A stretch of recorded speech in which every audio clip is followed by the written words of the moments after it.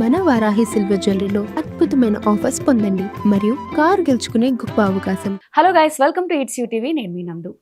ఇవాళ మనతో పాటు స్టూడియోలో amphi register mutual fund distributor Giribabu sir ఉన్నారు. చాలా మందికి ఉన్న కామన్ డౌట్స్ అన్ని కూడా సార్తో మాట్లాడి అడిగి క్లియర్గా తెలుసుకుందాం. సార్, చాలా మంది ఏమనుకుంటారంటే సొంత ఇల్లు సిటీలో, ఊర్లో అందరికీ ఉంటుంది, బట్ మనం వర్క్ చేసే ప్లేస్లో హైదరాబాద్లో కావచ్చు, ఎనీ సిటీ సొంత ఇల్లు ఉండాలి అనుకుంటారు. ఇప్పుడు ఒక ₹1,00,000 శాలరీ వస్తుంది అనుకోండి, ఒక 60,000 70,000 ఈఎంఐ పెట్టుకుంటారు, మిగతాదంతా నెక్స్ట్ శాలరీ వచ్చే వరకు వెయిట్ చేస్తూ ఉంటారు. అసలు ఈ ప్రాసెస్ కరెక్ట్ అంటారా? నార్మల్గా ఒక చిన్న కామెడీ జోక్ ఉంటుంది. ఏమనంటే, నీకు ఒక జాబ్ అంటే ఇష్టం లేదనుకో, మీరు ఏం చేయండి, ఒక హోమ్ లోన్ తీసుకోండి, జాబ్ని జీవితాంతం ప్రేమిస్తారు. ఎందుకంటే ఈఎంఐ కట్టాలి కదా, కట్టాలి కనుక జాబ్ని ప్రేమించాల్సిందే, కుదరదుగా. అంటే అలా అయిపోయింది పరిస్థితి. యాక్చువల్గా సొంత ఇల్లు పర్టికులర్గా హైదరాబాద్ లాంటి సిటీస్లో కామన్ మ్యాన్కి అందరినీ ద్రాక్ష అయిపోయింది. మీరు నార్మల్గా ఒకానొక టైంలో లక్షాధికారి అనేవాళ్ళు, అవునా? సినిమా కూడా ఉండేటివి. ఎన్టీ రామారావు ఆ టైంలో, అంటే 1980s 90sలో లక్షాధికారి అనే టైటిల్ సినిమా కూడా వచ్చింది. లక్షాధికారి అంటే వాళ్ళు బాగా ఉన్నత స్థాయిలో ఉన్నవాడు అని అర్థం. కానీ ఈ రోజుకి లక్షాధికారి అంటే విలువ ఉందా? లేదు, ఏం లేదు. కోటీశ్వరుడు అంటే ఓకే కదా, అంటే భవిష్యత్తులో మిలియనీర్ అనాలేమో మనం కదా, మిలియనీర్ అనాలి.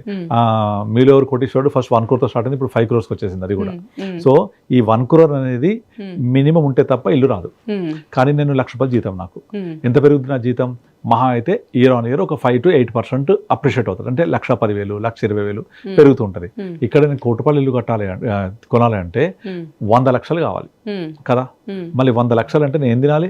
కనుక నా ఈఎంఐ 50,000 మించి ఉండకూడదు, అంతకుమించి బ్యాంక్ ఇవ్వడు. అంటే నేను దగ్గర 200 నెలలు ఈఎంఐ కడితే నాకు ఇల్లు సొంతం అవ్వదు. మళ్ళీ ₹1,00,000 ఇల్లు అంటే దానికి ఇంటీరియర్స్ ఉంటాయి, రిజిస్ట్రేషన్ ఛార్జెస్, ఇవన్నీ వేసుకుంటే ఇంకొక 15-20 లక్షలు అవుతుంది.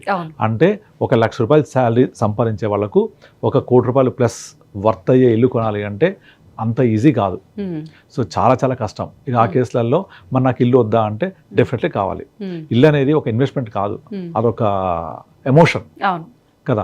సో ఇప్పుడు నేను ఎంత దూరం తిరిగి అలసిపోయి వస్తే ఇంట్లో పడుకుంటే హ్యాపీగా మా ఇంట్లో అదొక ఆనందం ఉంటుంది. అండ్ వైఫ్స్కి సొంత ఇల్లు అంటే ఆ ఫీలింగ్ వేరుంటుంది. మరి దీన్ని ఖచ్చితంగా నెరవేర్చుకోవాల్సిందే. దానికోసం ఏం చేయాలి అంటే ముందు నుంచి ప్లానింగ్ చేయాలి. ప్లానింగ్ ఎట్లా చేయాలి? నార్మల్గా నేను శాలరీ రాగానే ఈఎంఐ కట్టేసి ఇల్లు కొనుక్కుంటాను కాకుండా, నేను ఇల్లు ఎప్పుడు తీసుకోవాలి, ఇక్కడ నుంచి ఎప్పుడు నేను సొంత ఇంట్లోకి వెళ్ళాలి, ఒక 5 years టైం పెట్టుకొని, అది ఎప్పుడు జాబ్ వచ్చిన తర్వాత అంటే 28-30 years వరకు అలా ప్లాన్ చేసుకొని 35 years కల్లా నేను ఇంట్లో ఉండాలి. అప్పుడు ఏమంటారంటే, మరి 5 years ఇల్లు పెరుగుద్ది కదా అంటారు, రేటు కరెక్టే, ఇల్లు ధర పెరుగుద్ది. కానీ ఇక్కడ నువ్వు ఇప్పుడే కనుక లాక్ అయిపోతే జీవితాంతం ఆ విషయ సర్కిల్లోకి వెళ్ళిపోవాల్సి వస్తుంది. ఇంకా మనం అదే విషయ సర్కిల్లో ఉండి ఈఎంఐ కడతా ఉంటాం. 50 ఏళ్ల తర్వాత వెనక్కి తిరిగి చూస్తే ఈఎంఐ పూర్తయిన ఇల్లు మాత్రమే ఉంటుంది. What about your children education, what about your retirement planning, ఇవన్నీ ఇబ్బంది అవుతుంది. కనుక అలా కాకుండా మనం ఏం చేయాలి అంటే ఇన్వెస్ట్మెంట్ తోటి ఇల్లుని తీసుకోవడానికి ఒక ప్లాన్ చెప్తాను నేను. ఏంటంటే నార్మల్గా మన శాలరీ 1 lakh ఉందనుకోండి, అందులో కనీసం ఒక 25% అంటే 25,000 ఎస్ఐపి స్టార్ట్ చేసేయాలి. అంటే సంవత్సరానికి ఎంత 3 లక్షలు అవుతుంది. అట్లా కనీసం ఒక 5 to 6 years కంటిన్యూ చేయాలి. అప్పుడు మనము శాలరీ పెరుగుద్ది కదా, స్టెప్అప్ చేసుకుంటూ వెళ్ళాలి. అలా చేసుకుంటూ ఎప్పుడైనా బోనస్ వచ్చినప్పుడు అట్లా అన్ని విధాలుగా మీరు ఇన్వెస్ట్ చేస్తూ ఒక 5 to 6 yearsలో కనీసం మన పోర్ట్ఫోలియో 50 నుంచి 60 లక్షలు క్రియేట్ చేసుకోవాలి. చేయొచ్చు. మీరు కానీ 25,000 ఎస్ఐపి స్టార్ట్ చేసి అప్పుడప్పుడు ఎవ్రీ ఇయర్ టాప్అప్ చేసుకుంటూ బోనస్ ఏదైనా వస్తే యాడ్ చేసుకుంటూ ఒక 5-6 years కనుక కంటిన్యూ చేస్తే ఒక 40-50 లక్షలు అయిందనుకోండి, అప్పుడు మనం ఒక ఇల్లు కోసం ప్లాన్ చేసుకోవాలి. అంటే అప్పుడు వెళ్ళి ఒక ప్రీ లాంచ్లో అన్ని ప్రాపర్గా ఉన్న తీసుకొని దానికి ఒక 5 years తర్వాత మనం గృహప్రవేశం చేసేలాగా ప్లాన్ చేసుకోవాలి. అప్పుడు బ్యాంక్ లోన్తో అసైన్ చేసుకోవాలి దాన్ని. ఆ బ్యాంక్ లోన్కి ఓన్లీ వాళ్ళు బ్యాంక్ ఏం చేస్తారు, కడుతున్న ప్రకారంగా ఇంట్రెస్ట్ రిలీజ్ చేస్తుంటారు అమౌంట్. ఆ రిలీజ్ చేస్తుంటే మనం ఇంట్రెస్ట్ పే చేయాలి, మన సిప్ కంటిన్యూ చేయాలి. ఇంకొక 5 years లోపల నాకు ఇల్లు చేతికి వచ్చేప్పటికి ఇక్కడ పోర్ట్ఫోలియో 1 crore ఉండాలి. అప్పుడు 1 crore అయిన తర్వాత ఇంటికి ఈఎంఐ స్టార్ట్ అయింది కదా, ఈ 1 crore నుంచి ఈఎంఐ వెళ్ళిపోతూ ఉంటుంది. మనకు బర్డన్ ఉండదు. మన శాలరీ తోటి మనం మిగతా ఫైనాన్షియల్ ప్లానింగ్ చేసుకోవచ్చు. ఇట్లా ఒక 10 సంవత్సరాలు కష్టపడితే మనకు ఇల్లు సొంతం అయిపోద్ది, మన పోర్ట్ఫోలియో మన దగ్గరే ఉంటుంది. ఈఎంఐ పూర్తయిన తర్వాత ఈ 1 crore మనం క్రియేట్ చేసింది కూడా మన దగ్గరే ఉంటుంది. Can be useful for your children education, can be useful for your retirement planning. ఇలా ఇన్వెస్ట్మెంట్ చేసి కొంచెం చేతిలో డబ్బులు పెట్టుకొని అప్పుడు ఇల్లు కోసం ప్లాన్ చేయాలి.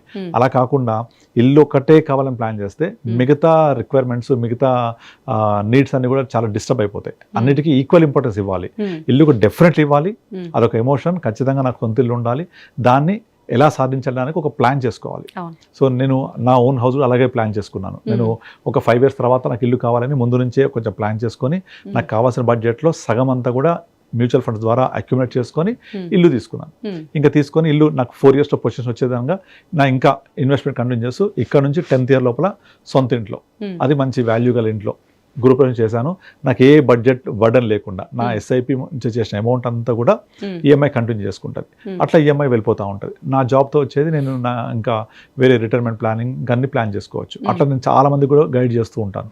సో ఆ విధంగా మనం ప్లాన్ చేసుకొని మన యొక్క డ్రీమ్ హోమ్ని ఫుల్ఫిల్ చేసుకోవచ్చు. అలా ప్లాన్ చేసేయాల్సింది తప్ప మనం కనుక కోటిపల్లి ఇల్లు ఉంది కదా, ఇల్లు నేను ఎలా కొనగలను అనుకొని నిరాశపడకూడదు. ఎందుకంటే ఇల్లు లేకపోతే మీరు 60 years తర్వాత ఎక్కడ ఉంటారు రిటైర్మెంట్ తర్వాత? అండ్ ఇంకోటి మనం చాలా ఘోరమైన విషయం ఏంటంటే ఇంట్లో ఎవరైనా పెద్దవాళ్ళు చనిపోతే కిరాయి ఇంట్లో ఉంటే రానిరు వాళ్ళు. అది ఇంకా ప్యాథటిక్ సిచ్యువేషన్ నేను చాలా చోట్ల చూస్తూ ఉంటాను. సో పెద్దవాళ్ళు అయిన తర్వాత 60 తర్వాత నేను చనిపోతే నాకు ఒక ఇల్లు ఉండాలి, ఎమోషన్ అది. అందుకే చాలా మంది ఏం చేస్తారు, ఇక్కడ హైదరాబాద్లో చనిపోయేది ఎవరైనా కనుక వాళ్ళని ఊరు తీసుకెళ్తారు, ఎందుకంటే సొంత ఇల్లు అక్కడ ఉంది కాబట్టి. సో అది మనం చూస్తూ ఉంటాం. అంటే అంత ఎమోషన్తో ముడిపడి ఉంటుంది. సో దాన్ని మనం సాధించుకోవాలి అంటే డెఫినెట్లీ ప్రాపర్గా ముందు నుంచే ప్లాన్ చేసుకుంటూ వెళ్ళి కొంత ఇన్వెస్ట్మెంట్ చేసుకుంటూ చేతిలో కార్పస్ పెట్టుకోవాలి.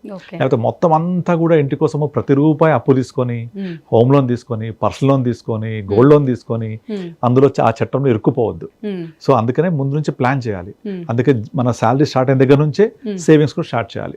ఎందుకంటే జాబ్స్ అన్ని అన్సర్టెన్ కదా. సో ఎమర్జెన్సీ ఫండ్ ఉండాలి, ఇల్లు కోసం కొంచెం ఫండ్ పెట్టుకోవాలి, రిటైర్మెంట్ కోసం ప్లాన్ చేసుకోవాలి, పిల్లల ఎడ్యుకేషన్ ప్లాన్ చేసుకోవాలి. ఇదంతా నా శాలరీ తక్కువ అంటే ఉన్న దాంట్లో ప్లాన్ చేసుకోవాలి కదా. సో ఎంత చెట్టుకి అంత గాలి. సో మీరు ఎంత బడ్జెట్లో పెట్టుకుంటే అలాంటి ఇల్లు దొరుకుతుంది. సో లేదా ఎక్కువ వర్క్ చేయాలి, ఇన్కమ్ సంపాదించాలి, సెకండ్ వర్క్ చేయాలి, ప్యాసివ్ ఇన్కమ్ క్రియేట్ చేసుకోవాలి. యూ హ్యావ్ టు వర్క్, అంతే, ఆప్షన్ లేదుగా. సో అన్ని నేను ఏం చేయను, నాకు జీతం కావాలి, డబ్బులు కావాలి రావు, డబల్ వర్క్ చేయాలి, వైఫ్ కూడా ఎంప్లాయ్ అయితే ఇంకా బెటర్, ఇద్దరు కలిసి ప్లాన్ చేసుకోవాలి.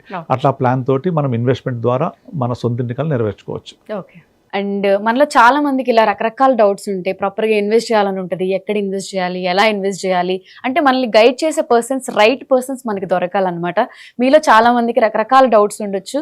ఏదైనా ఫ్యూచర్ ప్లానింగ్ మాత్రం మీరు కంపల్సరీ చేసుకోవాలి అనుకుంటే మాత్రం గిరిబాబు సార్ నంబర్ అయితే కింద స్క్రీన్ పైన స్క్రోల్ అవుతూ ఉంటుంది. ఎనీ టైం మీరు కాంటాక్ట్ అయ్యి మీకున్న డౌట్స్ అన్ని కూడా క్లియర్ చేసుకోవచ్చు. Sir thank you so much for. Thank you అండి.